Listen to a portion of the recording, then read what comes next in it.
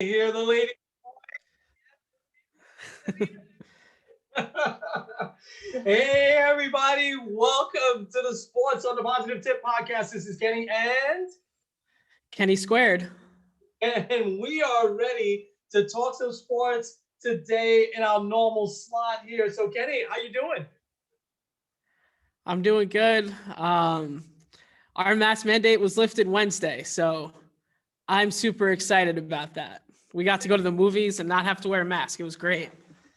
Now, I got to ask you, those times you went to the movies with a mask, did you leave it on during the whole movie? No, we only went to one, and it was before the mask mandate was there. Okay. I don't remember the name of it, Okay. but yeah, we were also, it was only us and like another couple on the other side of the theater. So Yeah. we're like, Yeah. no, we don't. Well, no, that's good. Okay. All right. That's good. Yeah. The mask mandate is pretty much, there's still some places that ask you to wear a mask as you come in, but I went to Target yesterday and I didn't on purpose because I'm like 2-3 weeks now past full inoculation. But I realized about 5 minutes in that I didn't have my mask on and it was totally fine. There weren't many people with mask on. Anyway, so all right, let's jump right in. I got to ask you about your Yankees. What is going on? I mean, not, you got to have a good showing national television tonight, but what's going on? The Rays, the Red Sox, these are teams that they're going to have to beat. Yeah, well, they're 3-9 in their last 12 games.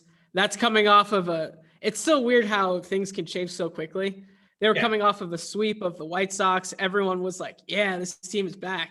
And just like that, last 12 games, they just haven't been there. One of the things is they've really given up a lot of runs on the base paths. Actually, the Yankees lead the league in giving up the most runs on the base paths, whether that's like caught stealing, whether that's like a guy getting thrown at the plate, guy getting thrown out at second. The Yankees are a slow team in general. They don't have anyone in the top 100 as far as speed goes and like all the metrics they use. But like it's been a struggle there. The pitching the last couple of weeks, Garrett Cole hasn't been that good. There's rumors that like baseball has put out a mandate like that if you use foreign substances, you're going to get suspended. People think because he's been struggling recently, he stopped using it. I don't know. I'm not going to get into that. The bullpen, which usually is good, bullpen blew it yesterday. Chad Green gave up 4 runs against the Red Sox. I could go on. I'm going to try to stick to a few positive things here. After all, that's what we do, right? First, I think getting a split of Tampa Bay is actually really good. The Yankees have struggled mightily against Tampa Bay the last couple of years. Also, they're on their best stretch in team history when they were going into New York. They had won 16 of 18. They've never had a stretch like that in their franchise history. And they were able to take 2 of them with, I think, one of their best wins of the season, Clint Frazier leading the way with a game-saving dive and then also hitting a walk-off home run in the 11th. Another guy to point out is Aaron Judge. He started center field now twice, with really their only true center fielder being Brett Gardner. He's kind of stepped up and said, I can do it. He's also been their best hitter all year. Also, a really interesting story of a guy named Chris Hard-Hitting Giddens. I know that's actually his nickname. He was called up yesterday. Right. Yeah. Called up yesterday. The Yankees at first base has been horrible. I'm going to ask you to see if you know this. Who do you think has started the most games at first base this year for the Yankees? Probably LeMahieu, right? Nope. It's actually Mike Ford, who is batting on the year 133. Oh, boy. So their production at first base is 29th in the league. I don't know who's last. If I had to guess, it would be the Indians, who have been just as bad at first base. Mike Ford has played, I believe it's 23 games there. He's batted 133. Jay Bruce had a lot of time there before retiring. He batted 118. So Chris Gittens has been racking it up at AAA. Got a phone call at 11:30 Friday night saying that he was going to be called up to New York. Fulfilled a big dream, obviously, of his life. He's in the minor leagues for 7 years. Wow. Um, and also, this is kind of a Father's Day-ish story. Well, mainly because it includes his dad. His dad never went to any of his minor league games, saying that I'm not watching you until you make it to the big leagues. So he was in attendance yesterday. So I I thought that love was that. kind of cool. Yeah. But yeah, I don't know. To me, what's going to be a really big test for them, they play Minnesota, the team that they love to spank around. Um, if they lose 2 out of 3 to Minnesota, that's when I'm going to start to be like, I don't know if this team is fully there yet. Yeah. Yeah. Okay.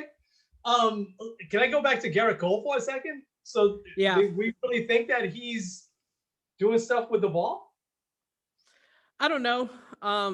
I think the whole sticky thing is like a really big issue now. I think he probably uses something, but I think pretty much every pitcher uses something. I don't think it's something that like is that like there's guys like using like different glues and stuff, but like I don't think he's using anything like he's probably doing like pine tar or something Yeah. like that. But I don't You know. know, I would think, I mean, I thought those days are past. I guess not. Because I would think that with all the cameras and everything like that, that they would catch that pretty easily these days. But I guess not. That I read that that the umpires were really, getting ready to crack down, that they've sent warnings to every team and that they're ready to crack down. So they must know something. And I think people are also looking for reasons why the pitching has been so dominant. you know. So it's that's weird, but Cole would not be one that I would think, would be doing anything, and with all his talent, it's almost like Barry Bonds taking steroids. Why would he even do anything? Yeah. One of the big guys that they've kind of had their eye on is Trevor Bauer, who said that like he's done things where he can, like, there's a certain mixture of like sunscreen, Coke, or something like that, where My because God. he's all about really looking at the analytics and increasing spin rate. And a lot of the substances that they're worried about, like the really like egregious illegal stuff, it's all about increasing spin rate. Trevor Bauer increased his spin rate by like a significant amount and then became the Cy Young Award winner. So there's a little bit of heat towards him, but I think it's one of those things baseball, like, let's not make this steroids 2.0. Let's kind of nip this in the bud. Yeah, yeah. I mean, uh, when I see my guy throwing constantly 100, 101, even 102, Jacob DeGrom, I'm celebrating it. And when way in the back of my mind, I'm like, please don't be doing anything. But he Yeah. always did throw hard. I was looking back at some of his statistics. Obviously, he's been in the paper a lot, online a lot of articles about him of late. Because I mean, what he's doing is just crazy. And he's been really, really good since 2015. That year, I think he had a 2.53 ERA and he was 14-8. That was when he was getting run support. At least he got some last night, which was good. But even then, I mean, he was averaging 97, 98. So he's only gone up a couple of ticks, as you get older though, you don't expect that. We certainly didn't expect that of Roger Clemens, and we know what happened there. But that's really interesting. We'll keep an eye on that. Aside from the Yankees, anything else stand out for you in baseball this past week? I think, well, you mentioned the Rays, they continue to stay hot. The AL East is very interesting. The Yankees are, I think, 3 games over 500, and they're at 4th place now. The guy to kind of keep your eye on, this is probably one of the sexy type of picks for AL MVP, is going to be Vladdy Jr. Guy leads the league now in home runs with 18, I believe. He hit one last night. He's been on fire. He lost a lot of weight. He said he put on like the pandemic 15. So he's been good. Hopefully not against the Yankees though. Yeah.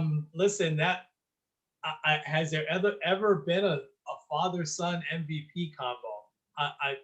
I want to say not, because when I think about, I know Barry Bonds never won it. Barry Bonds came close a couple of times. I know Ken Griffey Sr. never won it. I'm just thinking of some of the sons of players. I mean, but Vladdy Sr., obviously a Hall of Fame player, and he certainly won the MVP. So that'll be interesting to see. He's off to a great start, and Toronto's finally coming around a little bit. Talk about my Mets for a few seconds. They've hung in. They had a great series against Arizona, but then the Padres are really good. And I'll tell you this real quick. I really haven't been able to see any of these games. I think I saw 2 innings or 3 innings last night because Saturday night I stayed up just a little longer because I really wanted to see DeGrom. But I've been watching the highlights because they do our recap in the morning. They do a shortened game from the night before, so I've been watching some of that in the morning, and I'm so impressed by Fernando Tatis Jr. because while there's a lot of show, in him, and probably most of that is he's just trying to have fun. That guy hustles like crazy. He can change a game. He had a base hit in the second inning, I think, off DeGrom, first or second inning, and it really wasn't down the right field line, but they showed how he ran out of the box. It's just way that, if you ever played any type of baseball, that's how you're taught to run hard right from the beginning. And he made it a double. And, he was interrupting the game because DeGrom was sure he was going to try to steal third. He never did. But, with his speed like that, but it was pure hustle. I mean, he just barely got to second. And most players would not have run out of the box that fast. He's a star player, and he's just flying out of the box, and that's not the first that I saw in this series of him really, really hustling. And so I love to see that from, a player who, people think he's a showboat and everything like that. I don't care about any of that stuff anymore, to be honest. Those unwritten rules are really now at this point kind of silly. As they said a few years ago, let the players play, let them have fun. And he certainly is having fun playing. The Padres are a really good team. They're definitely deep. They've got really, really good pitching. They've got a good combination of young players like him and veterans like Machado and Hosmer and Will Myers. They're going to be a handful to contend with in the postseason. I'm sure they're going to get there one way or another. So, but the Mets are hanging in.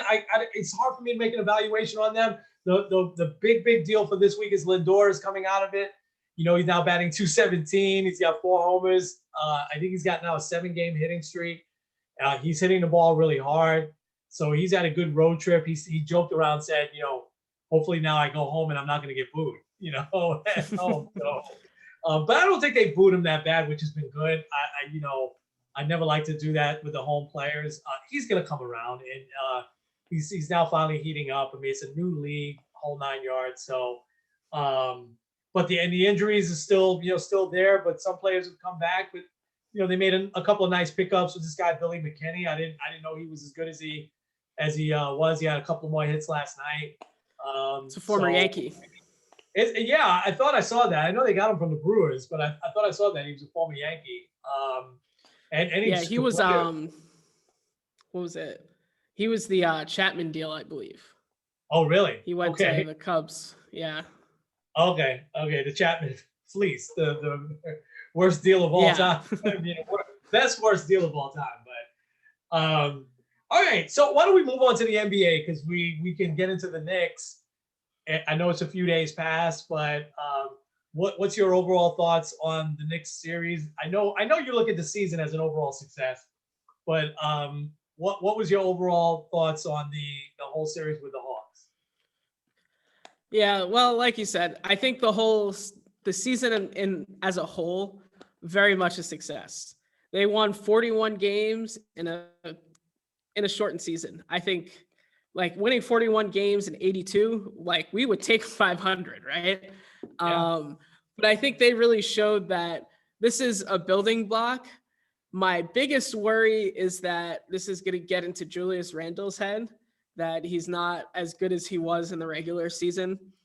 But I think even if they don't necessarily get another star, I think they're showing that they can kind of build on what they have. Hopefully they can kind of keep a little bit of this core, and then maybe someone like Damian Lillard might want to come. But I would say the series itself, to me, was probably the most surprising series. You look at all the other matchups that have happened, maybe Dallas taking the Clippers to 7 games might be next. the Suns Lakers, especially with the injuries, we can get more into that in a sec, but like that doesn't surprise me too much. But like I'm not surprised that the Hawks won, but that it was basically one-sided. I know it was a 5-game series, but like to me, the turning point was Trae Young hitting that floater right at the end of game 1. Game 1, yeah, And yeah. and truth be told, like this team, I think, did not play that well defense in the playoffs. And that was one of their pinnacles. I think Trae Young ate him up, but also you got to give credit to Trae Young. He's a guy that everyone's kind of said, oh, he's going to take that next step. He's going to take that next step. And he did it. The Knicks were favored. The Knicks were kind of considered the team to go on to the next round. And he took on the villain role. I saw that he kind of thrived in all the boos at Madison Square Garden, saying that like that kind of helped him play better. But you got to give credit where credit's due. Props to him. And hopefully the Knicks will be back in the playoffs next year. This wasn't going to be a year that they would win the title anyway.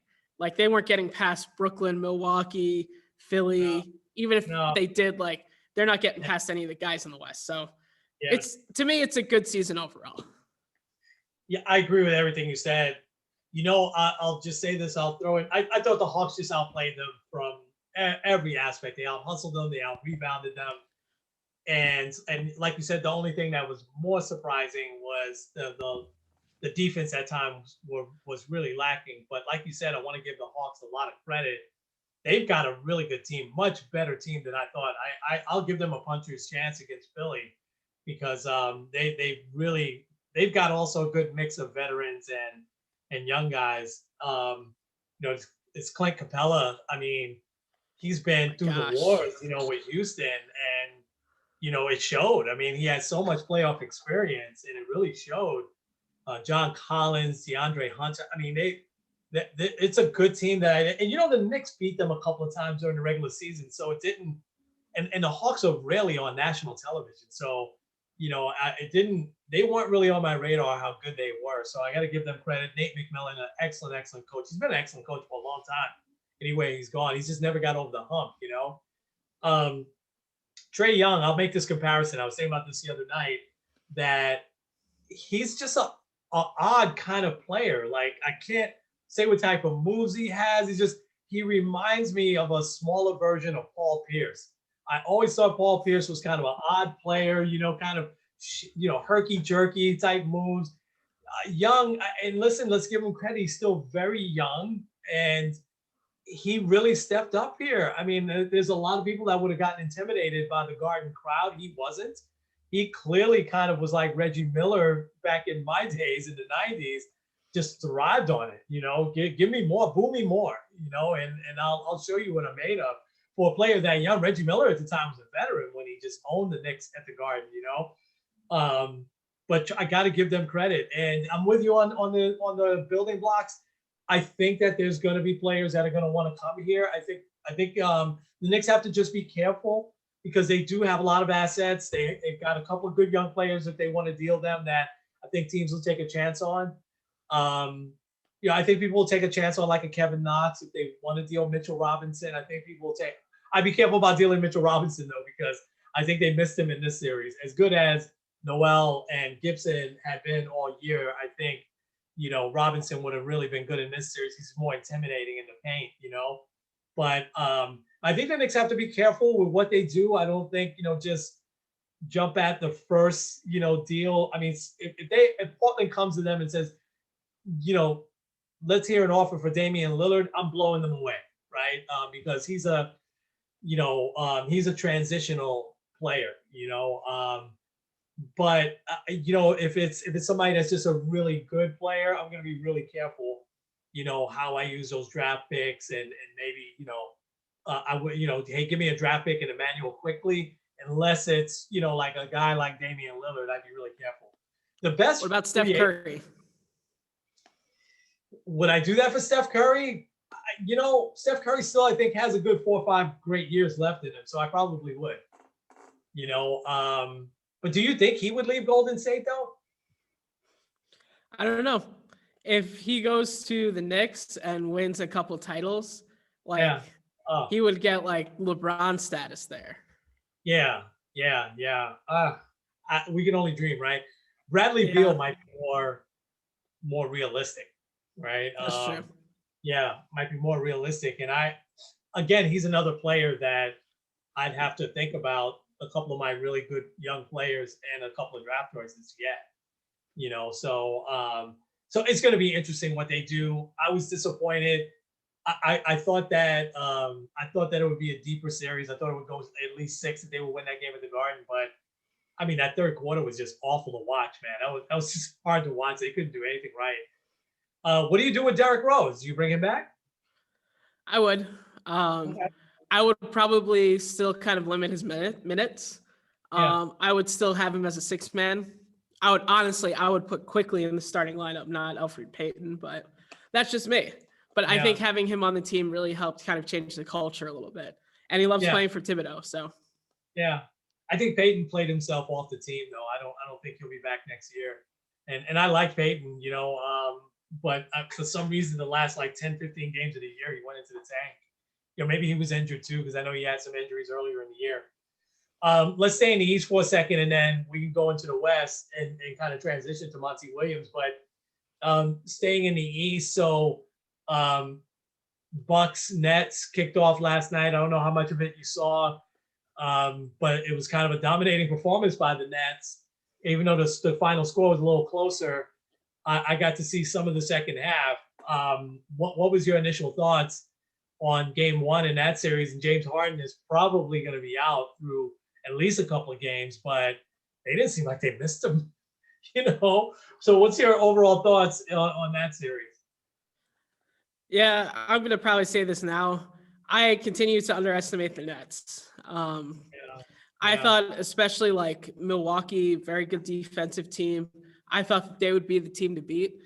But right now, I mean, they have like when I saw that James Harden was out, I was like, oh yeah, the Bucks will win.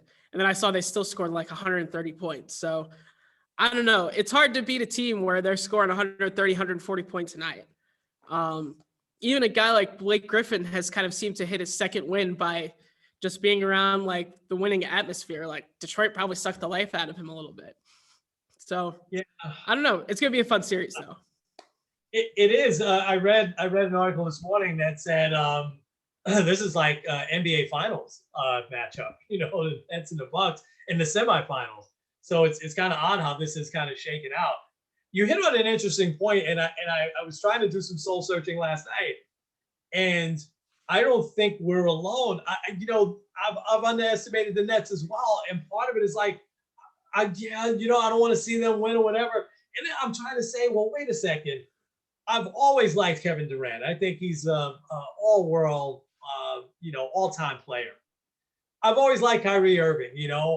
Listen, if you're his coach, you got to really deal with him because, and I don't think he has bad intentions. I truly think that stuff that happens in the world really bothers him. I think he's very ultra sensitive, but I think that that's okay. I think that he needs mental health days.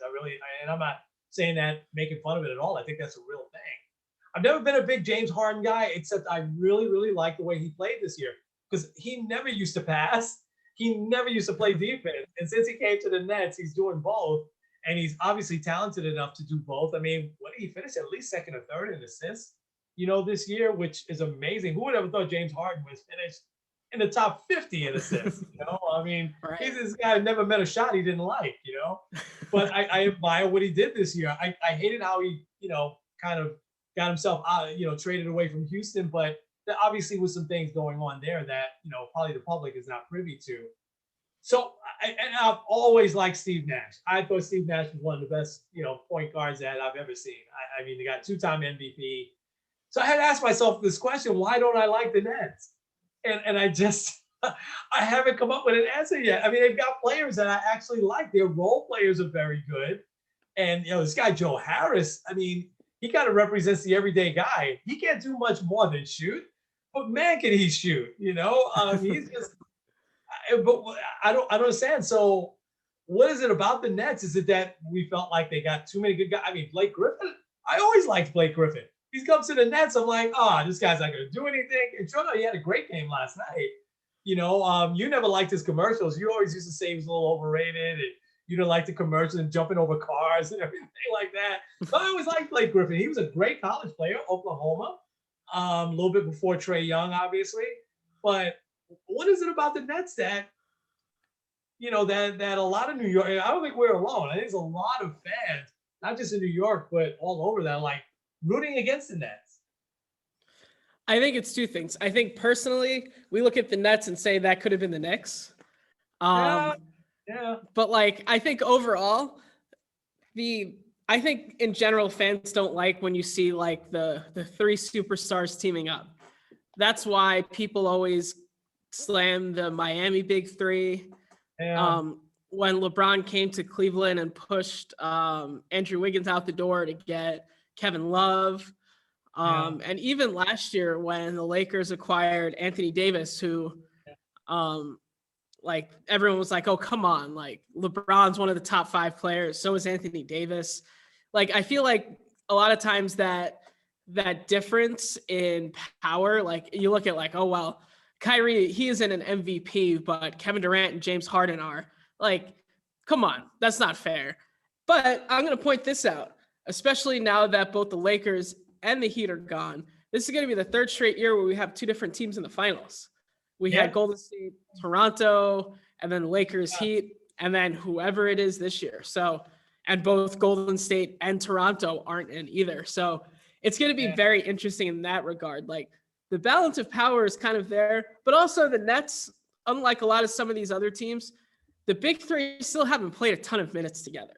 So that's where I'm a little like, I don't know if they can make it, but also I'm not going to, at this point, I don't think I'm going to root against them. I don't think I'm going to underestimate them, but who knows? They could end up getting destroyed. Yeah. Last thing I'll say, we all should probably be past the superstars teaming up thing because this happens so often. But while we had Miami last year, who had Jimmy Butler and several other guys that were very good, and the year before that you had Toronto, didn't really have 3 superstars, right? They had Lowry and Siakam and just a really good team. For the most part, it seems like the teams that do win the championship are, you have at least 2 stars on there. And I mean, the Bucks will be a case in point. If they lose here in the semifinals, they've got to start to think, how can we get someone else to play with, Giannis?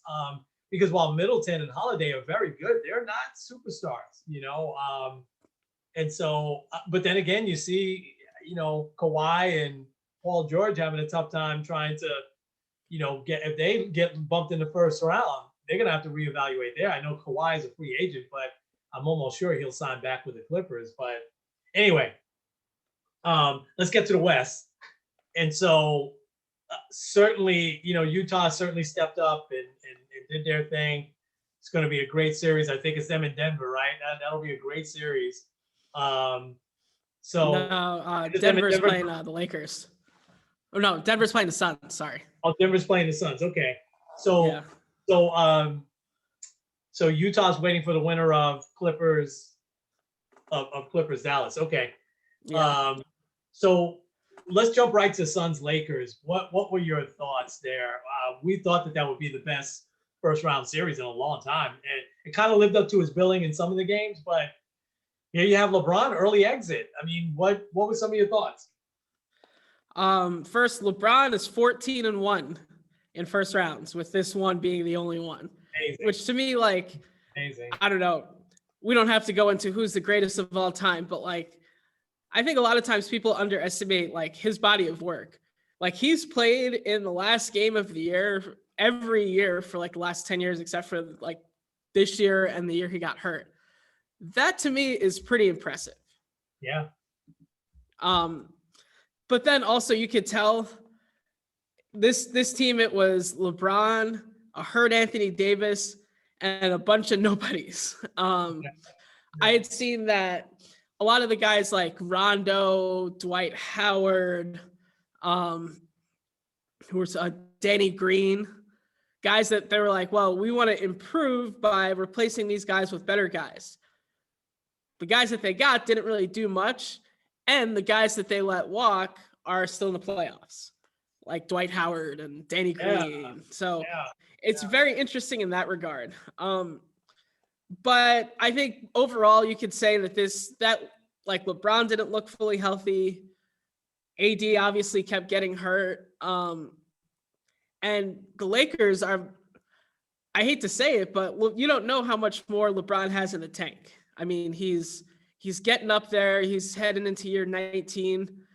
So this was supposed to be the year that Anthony Davis kind of takes over the team. If he continues to get hurt like that, we're looking at like a pre-LeBron, post-Kobe Lakers team where yeah, you just have kind of a bunch of guys that don't really know how to play together. yeah. And they've got Anthony Davis for at least another 4 years. So it'll be Yeah, interesting to see what they do. it will. The part of me feels bad for LeBron, but he's because I'd love to see him get another championship or two. I mean, he's so bad, wants to get two more, right? So he could be in the same conversation as Jordan. It's going to be tough, though. It's going to be a tough road if to do that.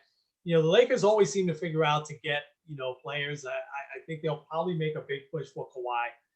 I really do. They tried to get him obviously when he went to the Clippers, but we'll see what happens. I think I think you were dead on with the guy. I hadn't realized the guys that they let walk in the offseason. Never been a Dwight Howard guy, but he definitely fit the Laker team. He definitely was in the best role there. Danny Green just wins wherever he goes, for sure. So he was definitely a guy I would have kept. So let's shift to Phoenix. I got to give them a lot of credit, man. I mean, that's first of all, that was a tough first round matchup for the Lakers, but because of the injuries is where they wound up in seventh place. Seventh place. So, but what are your thoughts on what Phoenix has done here so far? I think you can, like we've talked about Chris Paul before, but the Chris Paul effect is a real thing. I think also like the focus might be on CP3 a little bit, but Devin Booker has stepped up here. He's kind of the same way that Trae Young, 47 points in a closeout game is really impressive. Yeah. I think they're going to be a very interesting team to battle with, especially like looking at the matchup with Denver. A guy like DeAndre Ayton going up against a guy like Jokic will be very interesting. Yeah. But also like they got the firepower in Phoenix, and that's not even like a pun on their name, but like I don't know. They really haven't been that good since Mike D'Antoni left. I didn't realize that they missed the playoffs that many years in a row. I think it was 11 or something like that. Yep. It's funny. I mean, you go back to the thousands, the early and mid thousands. They had Steve Nash, Amari Stoudemire, and Joe Johnson. They were powerful, man. They were all offense. They never got to the finals, but they were winning 55, 60 games a year. So, but this is a different team. It's going to be interesting to watch.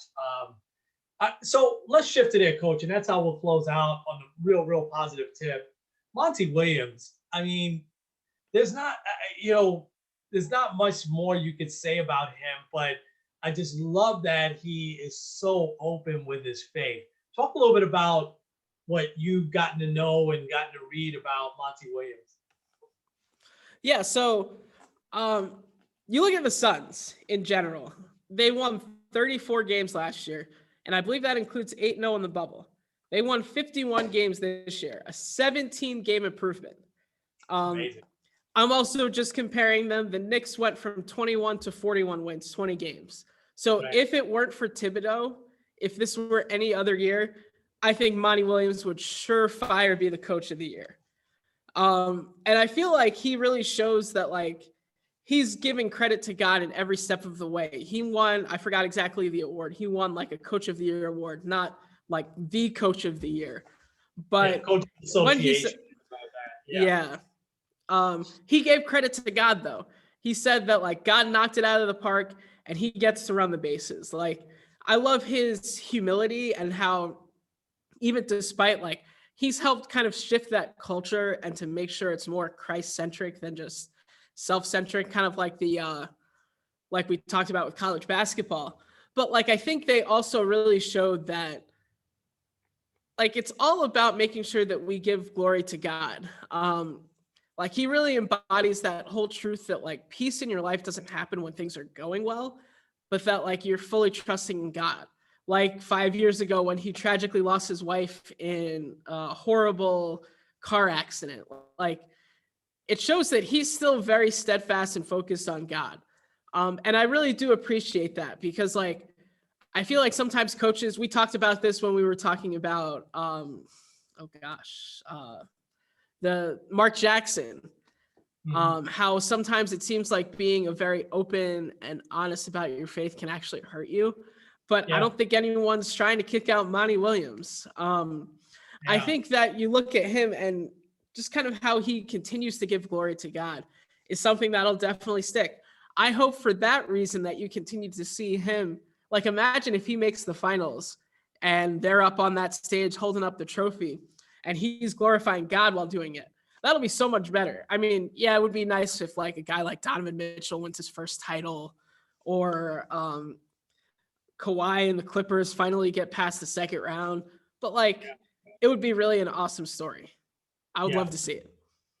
Yeah, he's just a wonderful dude, man. And in any press conference that he gets on, Zoom calls, he glorifies God, talks about that first. What you had talked about, with his wife, an impaired driver head on. 3 of his kids were also in the car. They all had injuries, but obviously survived. His wife didn't. And I was reading, and it's somewhere out there. I got to go back and watch it because I remember watching it 5 years ago. The speech he gave at his wife's funeral, there were over 900 people there, and he gave a speech on forgiveness and, saying that God says that I just have to unconditionally forgive this person that caused the death of his wife, and he's just been classed from, and I can remember him first 3 or 4 years of his career. He was with the Knicks. He was a great college player who it didn't translate to the NBA. He's a very good defensive player, but he wasn't a great NBA player, bounced around a little bit, but he's turned into a great coach. And, there was one press conference that in the article I sent you, there was a video of where he quotes Jeremiah 17:9 because there are people that are, asking about his faith and are curious. So I love that because the more he talks about it, the more curious people will be. And then they just see his fruit. And he says, I'm just a regular dude. It's God that's working through it. He said, I want to win just like anyone else. And he quotes Jeremiah 17:9, where my heart is deceitful above all things and beyond cure. Who can understand it? So basically he's saying, we're all kind of the same there, right? We all have, sinful stuff in our hearts and we're unclean. And, there's another scripture in the Bible that says we're like dirty rags, but he's saying if you give God the glory and let God work through you, great things will happen, and great things definitely happening with him for sure. So I there's got to be a team I root for, not just because of that, but I've always liked him. I've always liked Chris Paul. I like this guy Devin Booker. I think he's blossoming into a superstar. Denver, Utah, Clippers or Dallas, any of those would be great stories.